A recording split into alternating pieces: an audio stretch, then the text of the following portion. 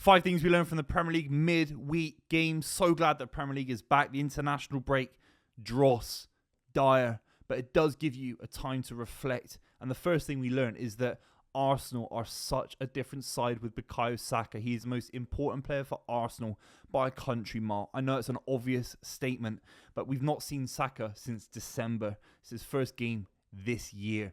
And I know Saliba's important. I think David Villa is a fantastic keeper. You talk about Odegaard, Rice.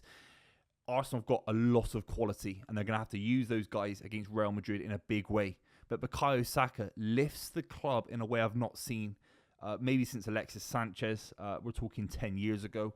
And before that, someone like Thierry Henry. He is as good as Arsenal fans go on about him.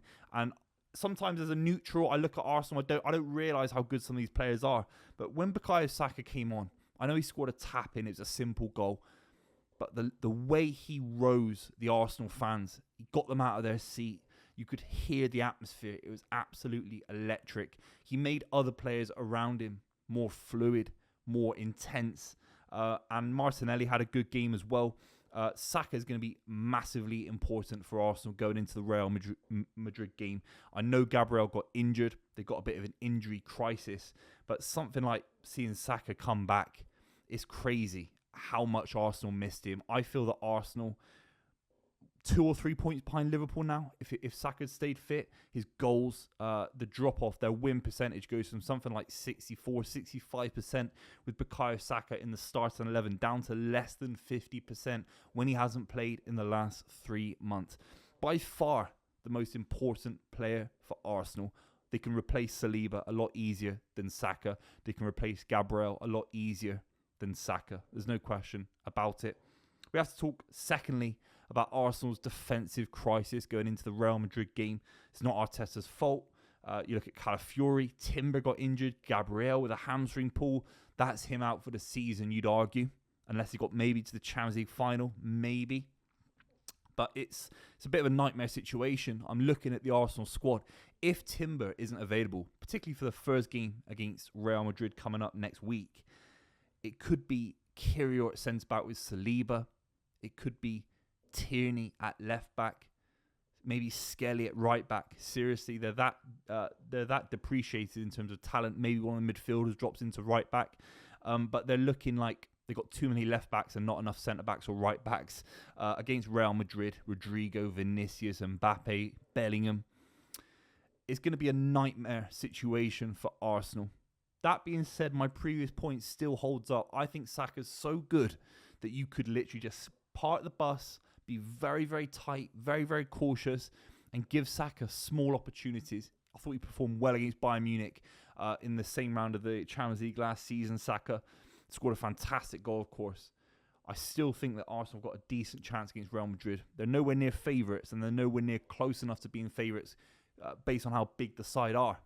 But we have to express the idea that there's an injury crisis at Arsenal. And when one player comes back, missing Gabriel, it's a defensive crisis. There's no question about it. Have to talk about Nottingham Forest. What a beautiful little win it was against Manchester United. And an embarrassment Manchester United are these days.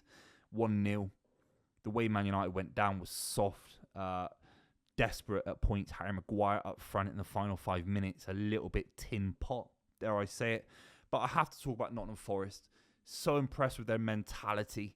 You think about the 3 penalty shootouts they've been involved with in the FA Cup to get to the FA Cup semi-final and have a go at automatic Champions League qualification. They're not skimming kind of 5th or 6th in and around. Maybe they'll get Champions League. They are dead certs for the Champions League right now. Their fixtures look juicy. Their players are fit, thriving. The rotation of someone like Elanga, who didn't start against Brighton, came on in the second half, I believe, or extra time. But the rotation of Odoi, Elanga, they look so sharp against Manchester United. So Nuno Espirito Santo's getting it all right, and he's making them dead certs to get into the Champions League. Nottingham Forest could have got relegated last season. It's one of the greatest rises in the history of the Premier League, from near relegation, Championship 2 years ago, into the Champions League. above the likes of Man City, above the likes of Tottenham, Man United, Chelsea. It's outrageous to the highest order. And they were so good against Manchester United. So compact defensively. I know Bruno had chances, Xerxes as well. Didn't quite work out, but Man United will always have chances, particularly away from home. They always feel a little bit more dangerous away from home than at home.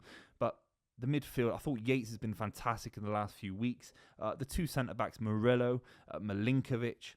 It must be the best centre-back partnership in the league right now on form. I know Arsenal's right up there as well. Van Dijk and Konate, a few injury concerns, a little bit of rotation here and there. But they're both fit. They're both firing. They're both old-school centre-backs. I absolutely love those two centre-backs. They're absolutely fantastic. And without Chris Wood as well, I mean, a 1-0 win.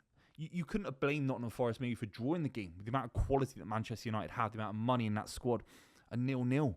But to get 1-0, a professional 1-0, 3 points, is unbelievable. And every game that Nottingham Forest win, it just ticks off another week closer to getting into the Champions League. And they're so close now. We're in April and Nottingham Forest are such strong candidates. They're far stronger than Man City. Far stronger than Man City, Chelsea. I know they're above them anyway, but what I'm saying is I think City could drop out of the Champions League race in a whole different way. Seriously, in the next few weeks, particularly without Erling Haaland. Nottingham Forest are doing it without Chris Wood. It's a miracle. It really is. Man United were embarrassing. They created a couple of chances. Xerxes up front, almost at points by himself. Højlund bench. Maguire comes in, had a chance in the 88th minute. He comes in up front. I remember when I was a kid, Stuart Pearce brought on David James, the goalkeeper, as a striker against Middlesbrough in a must-win game for Man City to get into the Europa League back in the day. We're talking 2006, 2007. It's considered one of the worst managerial decisions in the history of the Premier League. Embarrassing. It was. Maguire coming on to save the day. Amorim's come out and kind of talked about it, making excuses. It is embarrassing. It's not his fault that Man United signed Højlund, of course not. But these guys look stiff going forward. They snatch at chances. If it wasn't for Bruno, he didn't have the best game against Nottingham Forest. But Bruno throughout this season, Man United would be in a really, really bad way. We have to finish off with Wolverhampton Wanderers, 12 points clear of the relegation zone. Big win against West Ham United. Larsson is now on 10 goals this season, which is really decent considering the start of the season they had, the lack of confidence they had under Gary O'Neill. Pereira deserves a massive amount of credit for steadying the ship. It's not the most exciting project at the moment. Wolves, I'm sure Wolves fans would maybe agree. Probably concerned every summer about selling their best talent, who's coming in. It's a little bit moneyball at points, Wolves. But Pereira's given them a fantastic platform for next season to go again and have a real go and get it right in the transfer market in the summer, if Wolves can. I don't know enough about their ownership, their financials, but next season, Wolves will fancy themselves not to get relegated again, and similar with a lot of other clubs, because you look maybe Burnley get promoted, Sheffield United, Leeds United, you'd fancy all three to get relegated again. And that's with all due respect to those guys. It's just the gulf between the Premier League and the Championship. If Wolves had got relegated this season, it really would have been out of the blue, and it would have shocked the club in a whole different way, just based on how poor Southampton, Leicester and Ipswich have been this season. So you've got to say fair play to Wolves. They did their job this season. They're more than safe, and that is the end of the relegation battle, I'd say. Maybe if Wolves lost to West Ham, something changes. Who knows? That is the end of it now. That is the finality of the relegation battle. Let me know what you think in the comments down below. Thank you very much for watching. I'll be covering the Premier League action from tonight as well. I'll see you very, very soon.